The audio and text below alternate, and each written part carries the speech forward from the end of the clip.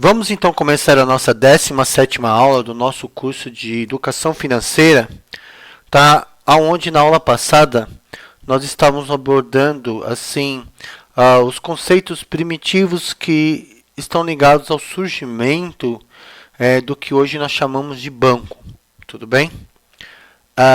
Então eu gostaria de estar pedindo para vocês que assistissem o vídeo, tudo bem?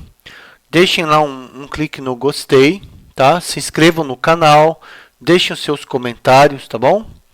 Muito obrigado. Vamos lá, vamos para a nossa aula. Então, essa daqui vai ser a nossa 17ª aula, ok? Do nosso curso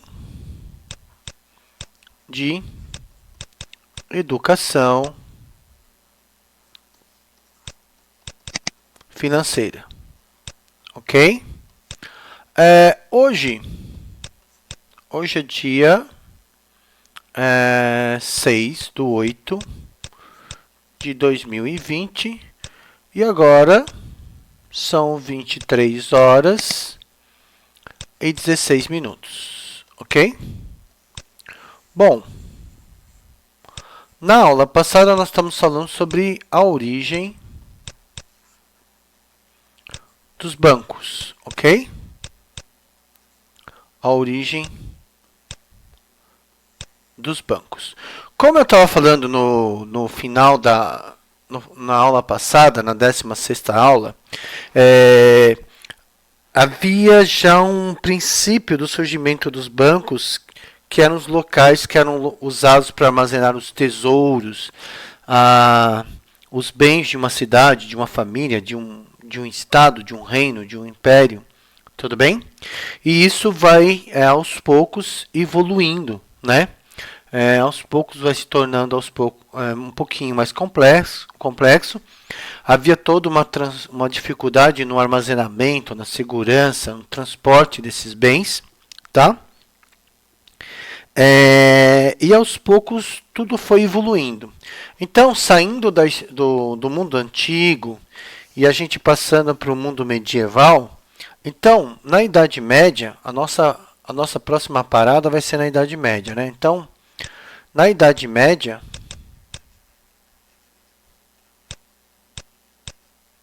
tá? Vai surgir algo que se chama, recebeu o nome de casas de custódia. Casas de custódia, tá? Custódia. O que seria uma casa de custódia? A ideia básica era mais ou menos a seguinte. Você tinha um cidadão, né? No caso, nós vamos dizer que os proprietários, os responsáveis por essas casas de custódia eram os ourives, tá? Ourives, tudo bem? E eles tinham lá uma casinha lá, tudo bem? Ok? E esses indivíduos, né? Tudo bem? Eles vão receber de um outro indivíduo que vem com um saquinho, trazendo, por exemplo, vamos imaginar que o nosso amigo aqui está trazendo 300 moedas de ouro e vamos imaginar que ele está trazendo 500 moedas de prata, tá? Tudo bem? Então, ele está trazendo 300 moedas de ouro e 500 moedas de prata. O que ele vai fazer? Ele vai entregar isso. Então, aqui é a nossa casa de custódia, entendeu? Ele vai entregar isso para o ourives, para o proprietário da casa de custódia. Ele vai pegar essas moedas e vai guardar. Ele vai armazenar. Tudo bem? E em troca, ele vai dar para esse cara aqui, tá? Um recibo. Ele vai dar um recibo. Ok? Que era, vamos dizer assim, poderia estar feito em pergaminho, né? Que o pergaminho era feito de pele de carneiro, tá? Um recibo aonde ele registrava, né? Ou depois na forma de papel, um recibo aonde ele registrava que o nome do cidadão, né? A casa onde ele depositou e a quantia que ele depositou nessa casa. Tudo bem? E aí, esse recibo funcionava como uma garantia, tá, de que ele havia feito esse depósito. E aí, essas moedas ficavam guardadas aqui, nessa casa de custódia. Tudo bem? Nessa casa de custódia. Quando fosse do interesse do nosso amiguinho aqui, tá?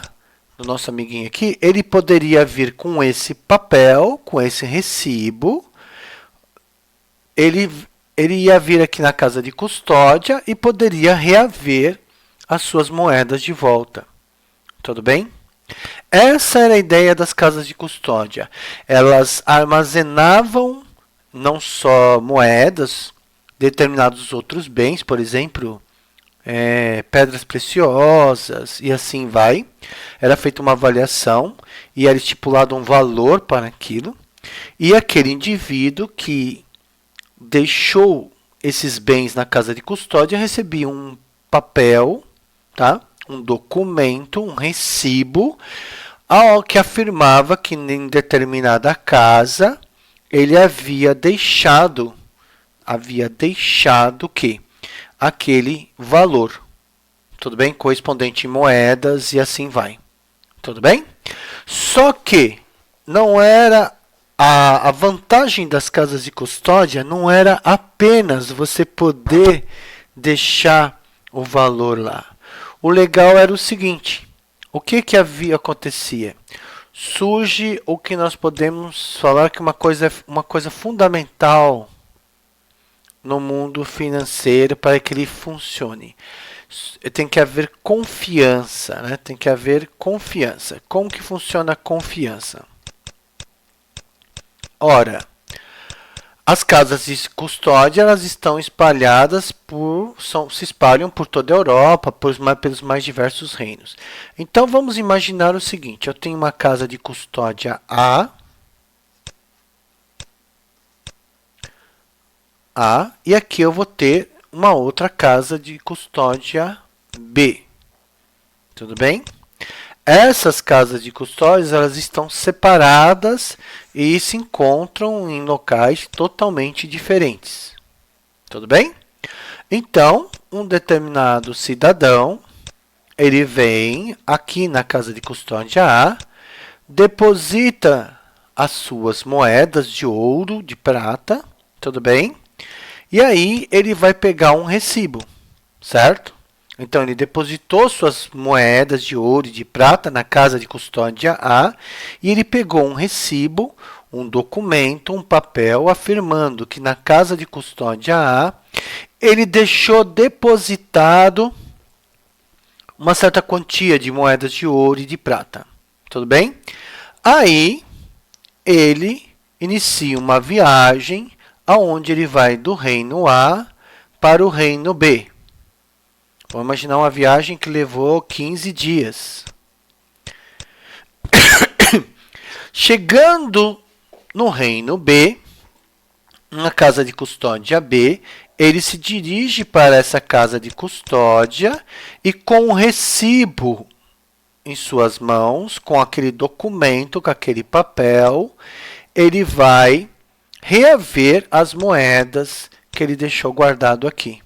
Então, não era necessário, por exemplo, ele fazer essa viagem de A para B transportando as moedas. Simplesmente há uma garantia entre as casas de custódia de que se você fez um depósito aqui, você pode vir e retirar aqui.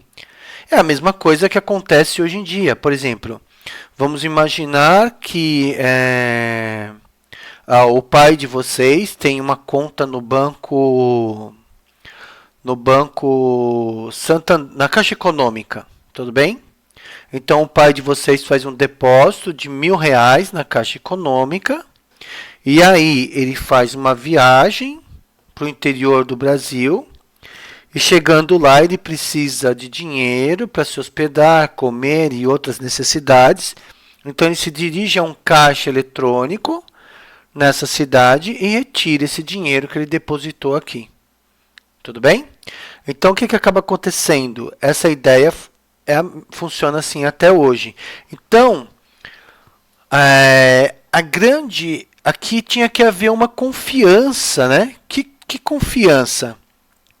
Que uma vez que você depositou as suas moedas aqui, na casa de custódia A, e a casa de custódia A te deu um documento, certo? Que a casa de custódia A te deu um documento, um recibo. Esse documento que a casa de custódia A te deu num determinado lugar, esse documento ele vai ser aceito pela casa de custódia B, de tal forma que esse indivíduo aqui da casa de custódia B, mesmo não tendo presenciado, você tendo depositado as suas moedas aqui, ele ao ver esse documento emitido pela casa de custódia A, ele vai te dar as moedas. Ou seja, ele valida a autenticidade desse documento. Ou seja, passa a haver uma relação de confiança, tanto do indivíduo que deixou as suas moedas na casa de custódia A, ele confia que aquele papel, aquele documento que ele está ali, a casa de custódia está dando para ele, vai poder num futuro próximo, ou num futuro, quando ele achar melhor, ser convertido novamente em moedas. Aquele documento, aquele recibo vai poder ser convertido novamente em moedas. Mesmo que não seja na casa de custódia A, que ele se dirige a uma outra casa de custódia. Tá? A gente pode imaginar, então, que havia uma união entre as casas de custódia, onde uma garantia a outra, dava garantia, né? Tem que haver, então, confiança, tem que haver uma garantia de que isso funciona, tudo bem? Tá? Então, só recapitulando, o indivíduo aqui, o senhor X, ele vem na casa de custódia A, deixa uma certa quantidade de moedas de prata e ouro aqui, ele recebe um documento, um recibo, dizendo que ele fez isso, passa-se um tempo, não necessariamente ele volta na mesma casa de custódia, ele vai até uma outra, que pode estar em outro lugar, numa outra cidade, num outro reino, e aí, de posse daquele recibo, daquele documento, daquele papel, ele se dirige à casa de custódia B, aonde o proprietário dessa casa de custódia vai perceber a autenticidade do documento e vai fornecer as moedas equivalentes ao que está escrito no recibo. Tudo bem? Então, essa é a ideia que, vamos dizer assim, a evolução que houve em relação que as casas de custódia permitiram. Tudo bem? Então, o que nós temos? Nós temos aqui, então, nessa situação, todo um processo de confiança, de garantia. Tudo bem? E aí, o que acaba acontecendo? É óbvio que o proprietário da casa de custódia, ele não fazia isso de graça. Tudo bem? Ou seja, ele está tendo, ou seja, o ourives, né, que era o proprietário, de uma forma geral eram ourives, tudo bem? Eles tinham que guardar, ou seja, os bens, né, a riqueza do indivíduo, eles tinham que manter a segurança, ok? Eles tinham que validar, eles tinham que dar garantia, ou seja, por tudo isso, o ourives, ele cobrava, lógico, né? Não fazia de graça, tudo bem? Ele cobrava o quê?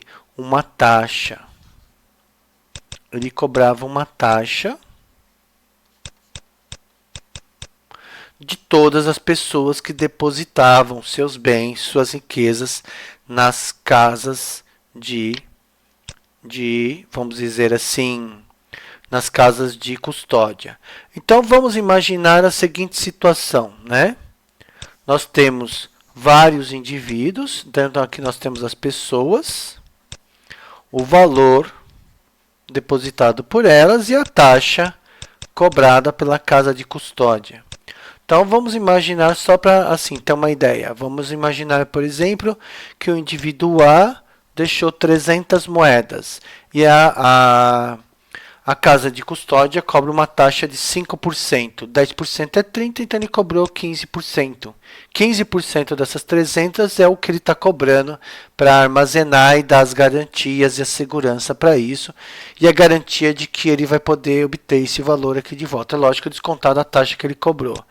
Aí vem o indivíduo B e deposita 500 moedas de ouro. Então, 5% disso vai ser 25 moedas. Aí vem o indivíduo C e deixa 1000 moedas. Então, 5% disso é 50. E aí vem o indivíduo D e deixa, faz de conta, 200 moedas. 5% é 10. Ou seja, com o tempo, o que acabou acontecendo nas casas de custódia? 10, 3, 8, 9. Ou seja, eles acabam acumulando, passa a haver um acúmulo de riqueza nas casas de custódia, tá? Ou seja, pelo fato deles estarem armazenando, guardando e dando segurança, garantia de que essa pessoa lá vai recuperar esses valores no futuro, tá? E se acontecer, mesmo que aconteça alguma coisa, essa pessoa vai receber suas moedas, tá? O que acaba acontecendo? Ele vai cobrar uma taxa. Só que isso, com o tempo, vai fazendo com que essas casas de custódia acabem acumulando capital, acumulando riqueza. E o que eles passam a fazer com essa riqueza? O que eles passam a fazer com o resultado do acúmulo dessa riqueza que eles vão guardando? Então, isso vai ficar para uma próxima aula, tá bom? Então, até a próxima.